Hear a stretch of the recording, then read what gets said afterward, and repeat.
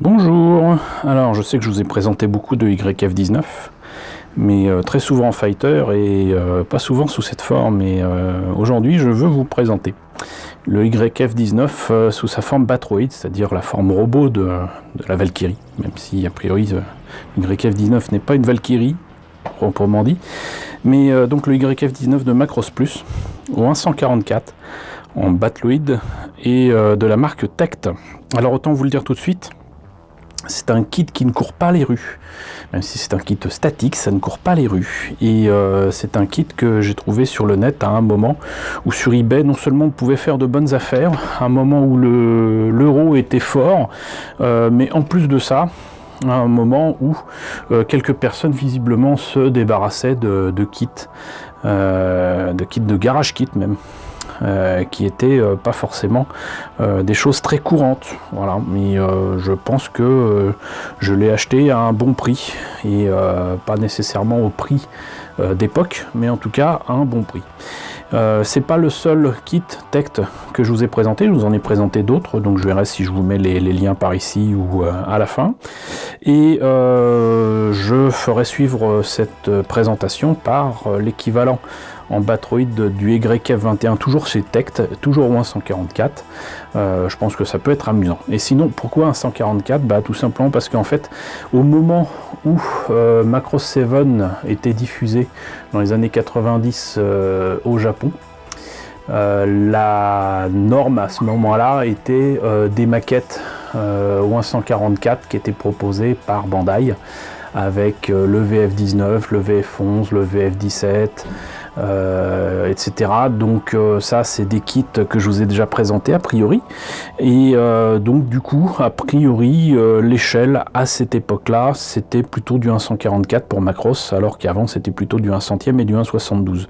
Des kits du YF19 et du YF21 existent au 1,72 et au 1 centième. Je vous ai déjà présenté le YF19 de chez Studio Half-Eye, et j'ai aussi présenté même un modèle en fighter non transformable au 1,48 de Hasegawa, sans oublier bien évidemment le modèle au 1,72 qui a été décliné sous beaucoup trop de versions d'ailleurs. Donc ce Batroid du YF19 ou 144 complète parfaitement le fighter de Tect ou 144 que je vous ai présenté.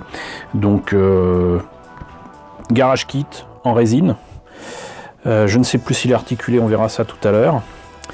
Et ce kit, que je vous dise pas de bêtises, voilà, était vendu à l'époque en tout cas 6800 yens, ce qui fait dans les 65 €, ce qui est quand même assez cher vu la taille du truc, mais pas si cher que ça par rapport au prix habituel des garage kits en résine. Et c'est une boîte Tect tout à fait classique, toutes les boîtes Tect sont à peu près à cette taille là. Et je vous propose, puisque on a vu la boîte, de voir à l'intérieur.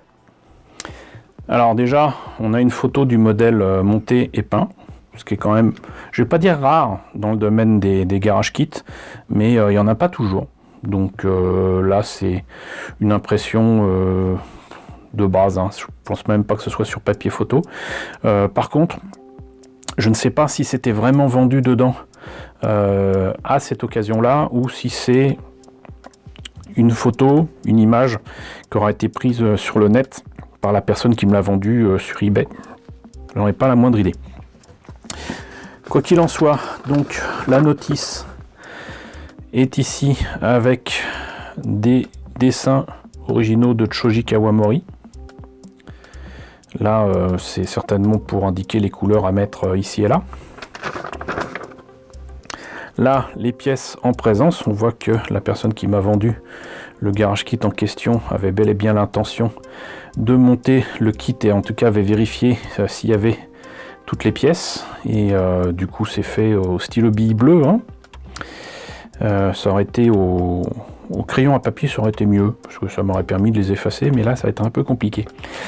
Là donc c'est les pièces donc numérotées ici qu'il faut placer. On commence apparemment par les bras, ensuite les jambes, ensuite le torse, et voilà. Et ils sont pas compliqués la vie, comme vous voyez. Ils sont contentés de reprendre en fait les dessins de Kawamori et puis de changer quelques détails pour montrer que c'était les pièces, quoi. Voilà. Ici, je ne sais pas pourquoi, il y a une pièce qui correspond à l'espèce d'antenne canon qu'il y a sur la tête du YF-19 qui est à part. Peut-être que c'était une pièce qui était manquante, je ne sais pas. Et dernier petit document, comme vous voyez, ça date donc très clairement de 1995. Donc le kit a logiquement dans les 25 ans, c'est ça? Oui, presque 25 ans, 24 ans. Et ça concernait apparemment donc le Macross Festival de 95 avec un film de Macross 7 et le film, la version film de Macross Plus. Et apparemment le ticket était à 1200 yens. Donc est-ce que c'est collector ou non, je sais pas, mais en tout cas je l'ai dans plusieurs kits qui très certainement sont de la même source. Et sinon donc toutes les pièces en résine ici que je sors pour vous montrer la qualité de réalisation, pas de bulle où que ce soit. Des détails de fou quand on pense que c'est fait à la main. Oui, parce que ça n'a pas été fait avec une machine, hein. Donc c'est quand même assez fou, moi je trouve, de se dire qu'il y a des gens suffisamment doués pour faire ce genre de choses. Alors vous allez me dire que c'est le métier de beaucoup de personnes. Malheureusement avec l'informatique, c'est pas forcément le métier de beaucoup de monde maintenant. Mais moi je suis toujours pantois par rapport au travail fourni par certaines personnes pour ce genre de choses. Et les Japonais se sont toujours illustrés à ce niveau-là, et pas que les Japonais, puisque j'avais appris fut un temps que certaines boîtes comme Kyodo, par exemple, travaillaient avec non pas des Japonais, mais des Chinois de Hong Kong. Là, j'en profite pour vous montrer que je ne comprends toujours pas pour l'antenne canon, là, puisque, a priori, ça m'a l'air d'être cette pièce-là. Je pense pas qu'il y ait beaucoup de différence. Je vois pas, à part que celle-là m'a l'air tordue. Voilà.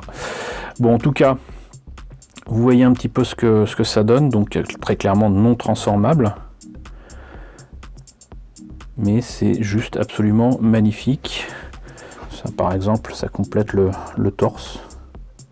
Alors, pourquoi c'est séparé, je ne sais pas. Sincèrement, est-ce que ça permet d'obtenir plus de détails ou quoi? Je ne sais pas du tout. En tout cas, ça va faciliter le travail de peinture, et encore pas forcément, puisque c'est exactement la même couleur ici et là. Et le gunpod, tout cela est en 144. Ici la tête, je ne mets pas le coup, mais vous voyez donc un petit peu la taille du machin. Et beaucoup de mains en option. Ouverte, fermée sur là avec carrément la crosse de l'arme du gunpod, et là des points fermés. Donc très clairement un kit de qualité.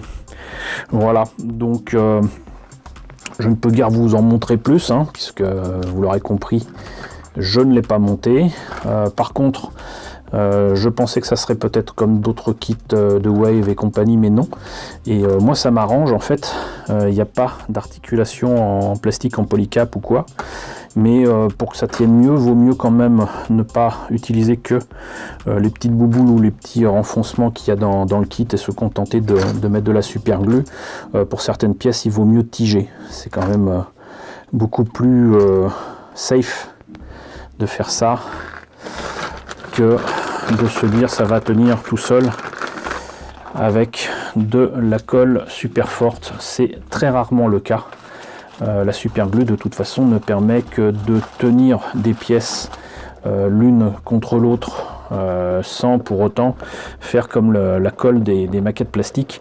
La colle des maquettes plastiques en fait dissout le plastique qui est dans les pièces, et donc fait en sorte qu'il y ait une sorte de fusion, si vous voulez, entre les deux pièces.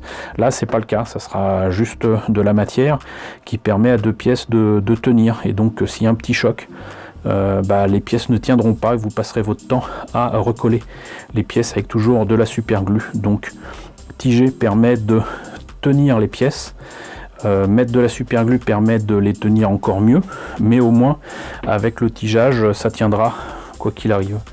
Donc voilà, écoutez, c'était donc la présentation du YF-19 en version Batroid de Techt Oin 144. Voilà, moi je le trouve absolument superbe.